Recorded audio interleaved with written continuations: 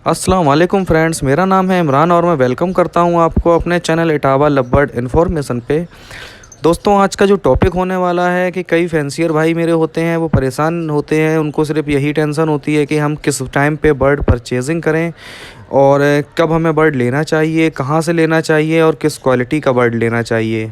क्योंकि वो बर्ड जो लेने से पहले काफ़ी चीज़ें सोची जाती हैं, देखी जाती हैं। तो आज का जो टॉपिक है वो यही होने वाला है और वीडियो को एंड तक ज़रूर देखिएगा। आपको काफ़ी मज़ा आएगा इस वीडियो में और काफ़ी कुछ सीखने को मिलेगा, ताकि मैं नहीं चाहता कि आगे अगर कोई इंसान अपना पैसा डालता है तो उसका पैसा ख़राब हो।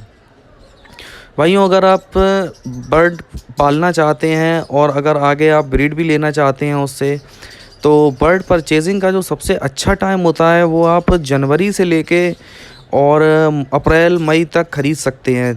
या फरवरी से आप ले मान लीजिए, फरवरी से आप ख़रीद लीजिए। फरवरी मार्च का जो चिक्स होता है वो भी आप ख़रीद सकते हैं, क्योंकि जो आपको फरवरी मार्च में जो चिक्स मिलेगा या मार्च में जो आप चिक्स लोगे वो मतलब मान के चलिए कि कम से कम 3 महीने का हो चुका होगा उस टाइम तक।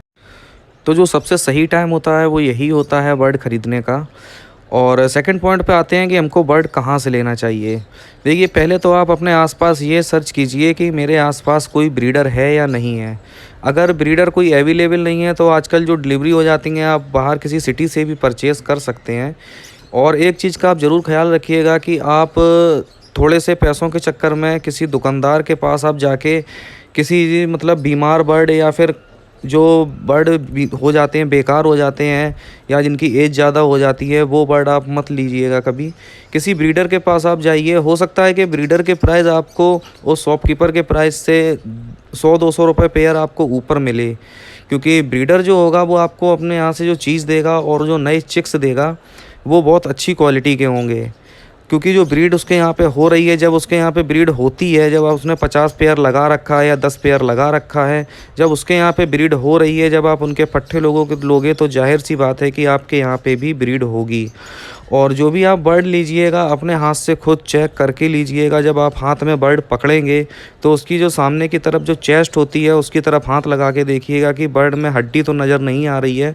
उसमें जो होता है मांस होता है ऊपर, गोश्त जिसको बोलते हैं हम लोग, अच्छे से महसूस होना चाहिए। और अगर बर्ड सीप में है, उसमें अगर आपको हड्डी महसूस हो रही है तो आप वो पट्ठा ना लीजिएगा, क्योंकि वो पट्ठा शुरू से ही वीक होता है। आप उसको मेडिसिन दे के आप उसको सही नहीं कर सकते। जो थोड़ा बहुत बर्ड बीमार होता है वो तो आप रिकवर कर लोगे, लेकिन जो ज़्यादा बर्ड बीमार होता है वो आप कभी रिकवर नहीं कर पाओगे। धीरे धीरे वो बर्ड एक्सपायर हो जाए। एक पॉइंट मैं और आपके साथ शेयर करता हूँ कि जो बर्ड आप जब हाथ में पकड़ोगे, अगर वो हेल्दी बर्ड होगा ना, तो आपके हाथ से छूटने की कोशिश करेगा और आपको बार बार बाइट भी करेगा। जो बर्ड बार बार आपको बाइट करेगा तो इसका मतलब आप समझ जाइए कि ये बर्ड बहुत हेल्दी और अच्छी क्वालिटी का बर्ड है।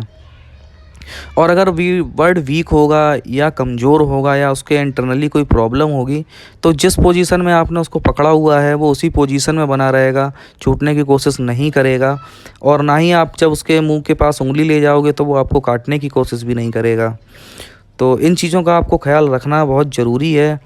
और एक चीज़ मुझे और याद आ रही है तो मैं आपके साथ शेयर कर लेता हूँ, क्योंकि मैंने ऐसी गलती मेरे साथ मतलब ऐसा हुआ है, तो मैं नहीं चाहता कि मेरे भाइयों के साथ भी ऐसा हो। तो मैं बताता हूँ आपको कि आप कोई ब्रीडर पेयर जब ले रहे हैं तो किसी जानने वाले से लीजिए, क्योंकि जब कोई पेयर के आगे जब ब्रीडर लग जाता है ना, तो हम लोगों के मन में लालच जग जाती है कि यार ये ब्रीडर पेयर है, हम लोग ले लेते हैं। और अगर आप ब्रीडर पेयर ले लीजिए, कोई दिक्कत नहीं है ब्रीडर पेयर लेने में। आप ब्रीडर पेयर लेके किसी अपने जानने वाले जो खास आपका हो उससे आप ले लीजिए, क्योंकि जो ब्रीडर पेयर अच्छा होता है वो अनजान तो हटा देगा, जब जो अच्छी ब्रीड नहीं करेगा वही पेयर केवल हटाए जाते हैं, और जो अच्छी ब्रीड करेगा तो कोई नहीं हटाएगा अपने यहाँ से।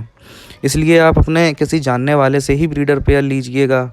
और अक्सर हम लोग न्यू फैंसियर होते हैं वो ये गलती भी कर जाते हैं कि सेम ब्लड लाइन के बर्ड ले आते हैं, क्योंकि किसी के पास 1-2 पेयर रखे हुए हैं उन्होंने, और उनके पास जब एक पेयर ब्रीड कर लेता है तो उसी में से हम लोग एक पेयर सेलेक्ट करके ले आते हैं, अच्छा सा घर पे रखते हैं उसको। और नो डाउट है वो ब्रीड कर लेगा, ये चीज़ मैं कहता हूँ, वो ब्रीड तो कर लेगा, कोई दिक्कत नहीं है, मेल फीमेल है। लेकिन जब वो बच्चे निकालेगा तो 10 से 12 दिन के बाद जो बच्चे होते हैं, कई बार कंप्लेन आती है कि बॉक्स में और मटकी में बच्चे 10 से 15 दिन के बाद मरना क्यों स्टार्ट हो जाते हैं। तो वो यही प्रॉब्लम होती है कि वो बच्चे वीक होते हैं, इसलिए वो एक्सपायर हो जाते हैं बॉक्स या मटकी के अंदर। ये आप देख सकते हैं सामने जो बर्ड हैं ये मैंने अभी खुद परचेज़ करे हुए हैं। जो मेरी वीडियो देखते हैं उन भाइयों को पता है कि मैंने कौन कौन से बर्ड परचेज़ करे हुए हैं। तो मैं बर्ड कॉलोनी में रखता हूँ क्योंकि कॉलोनी में मुझे बर्ड अच्छा लगता है उड़ता हुआ। तो उसमें हेल्थ भी अच्छी रहती है बर्ड की और उसमें फ़ैट लगने का भी डर नहीं रहता बर्ड को।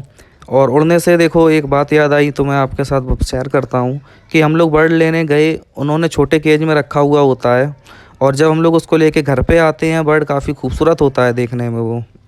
और जब घर पे लेके आते हैं उसको हम लोग बड़े केज में डालते हैं तो वो जाली पकड़ के ऊपर जाता है, उसकी फ़्लाइट नहीं होती। तो ऐसा बर्ड भी आपको नहीं लेना है कि वो मतलब बना रहेगा, ज़िंदा रहेगा आपके पास, लेकिन वो कोई काम का नहीं है, वो बेकार बर्ड होता है। ना किसी को डिस्टर्ब करेगा और ना किसी के साथ वो पेयरिंग करेगा। अगर आप उसको सेपरेट रखोगे तो वो ब्रीड कर लेगा, लेकिन वो बहुत मशक्क़त होगी उसको बच्चे पालने में, क्योंकि वो जब उड़ नहीं पाएगा तो वो जाली पकड़ के नीचे आएगा, दाना खाएगा, फिर जाली पकड़ के ऊपर जाएगा, दाना बच्चों को खिलाएगा जाके।